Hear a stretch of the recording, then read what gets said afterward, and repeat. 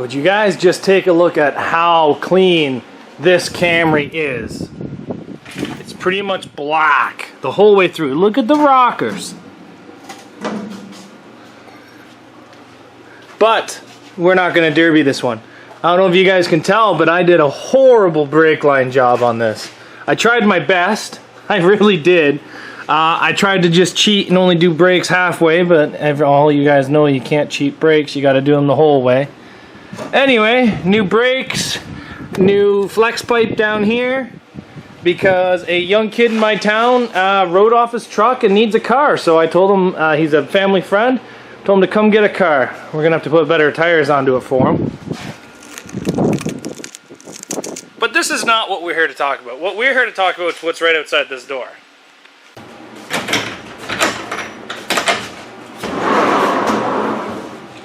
It's a hot one today. But what we have outside this door is our crappy Avalon. And you guys seen yesterday that I got the frame straightened on this. It still looks horrible. I bet you I probably could have got it a lot straighter with a little bit more time, and face it, it's good enough to put plates on it. But where we're going, we're not putting plates on it. I just wanted to just try out that frame straightener and to see what I could do. Because this is going to a bone stock show again where I'm not allowed any plates. I'm going to put a different bumper on because it has no bumper. But let me show you around this car and show you guys why I'm not going to take this to more of a modder show where I can put plates. Pretty simple as that. So first off, this frame is still atrocious. You can see that it's split here, it's split down here, it's split here, it's actually split here. So the frame is pretty rough. If we were allowed to plate this the first 16 inches like a lot of these American guys are allowed, this would be a completely different animal. So that's step number one. Sorry, that's reason number one. Reason number two, subframe is bent pretty hard down here by the AC pulley. So that's step number two. Step number three, oh, I just ripped my pants, is this whole housing has split. Do you see the crack down there? Came over here, cracked here quite large. Can you see that? Yeah, you guys can see that. And to change that, I got to take the whole intake off right down to the valley. And I don't want to do that. I don't want to do that at all. So everybody says these 3 liters do not take heat, and I agree, they do not take heat. But here's what we're going to do.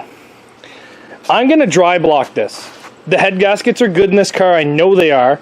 There is a small knock in the bottom end, and I do know it. I'm going to do a little bit of cleaning to my intake here. It's dirty, so it keeps wanting to die because of the intake, and I'm actually going to heat these up and close this space up just a bit so that more air goes through the intake itself. So there's a couple things I'm going to do, but we are going to dry block this. And the experiment is how long can I get one of these things to run when it is 100% ready to melt down. I don't know, maybe I'll start a timer inside the car and I'll count it and see how long it lasts. Right from the green flag drop or whenever it stops just before the starts before the green flag, and see how well it does dry blocking.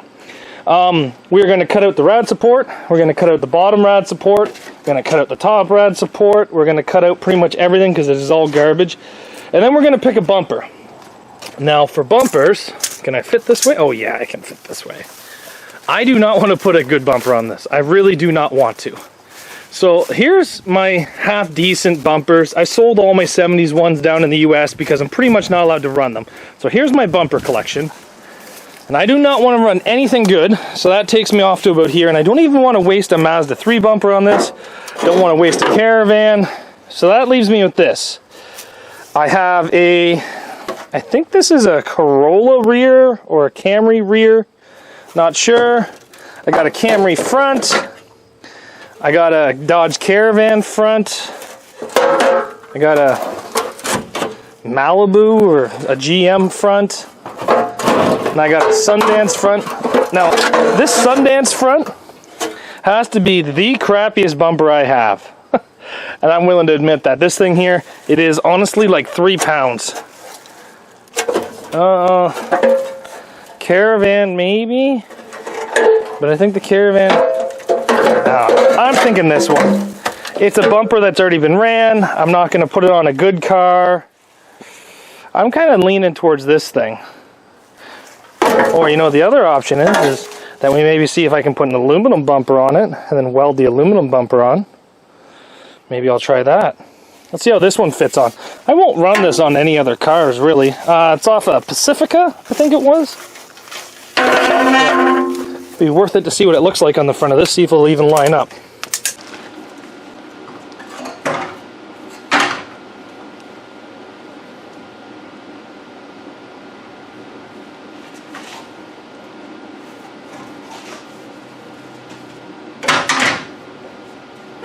No, I don't think this one's going to line up. I don't think it's going to look very good. I don't think it's going to work very good. Let me go try to drive that, try to grab that other Toyota one. I might try to grab the Caravan as well.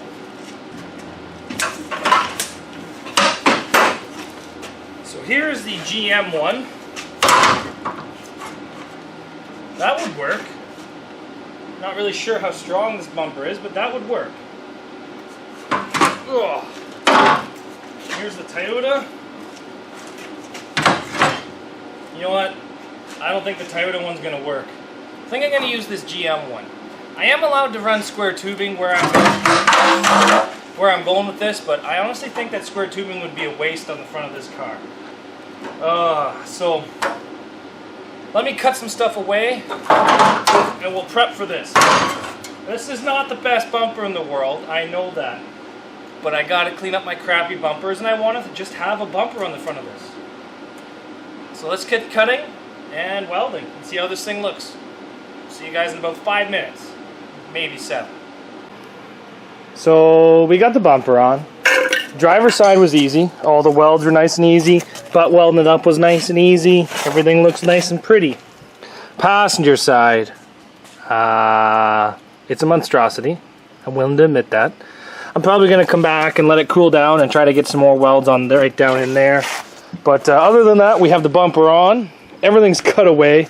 So the passenger rail was a different story.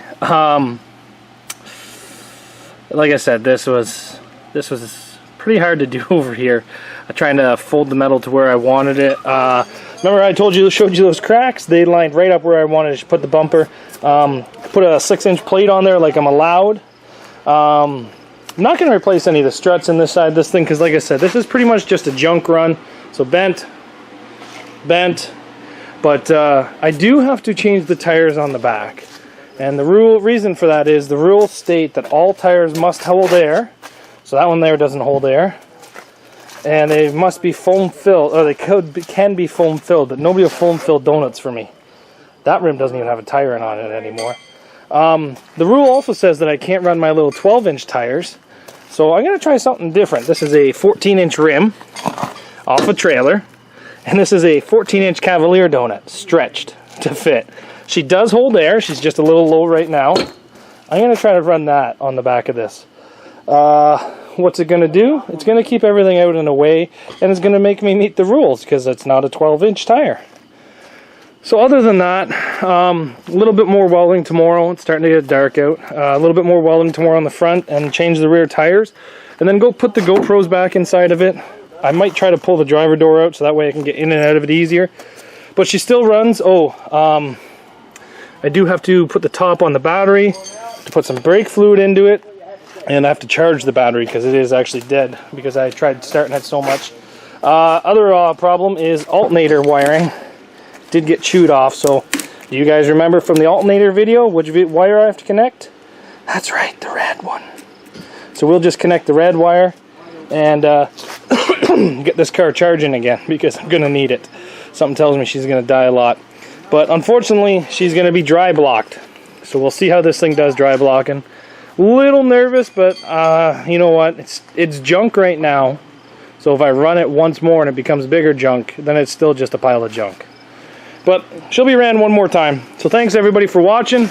Avalon's been kind of bandaged back together. Frame's been pulled out with the new frame straightener. And a crappy bumper's been put on. So let's go see if we can fold this bumper into this motor. Something tells me we're going to do it pretty easily. Thanks for watching, guys. See you back here tomorrow.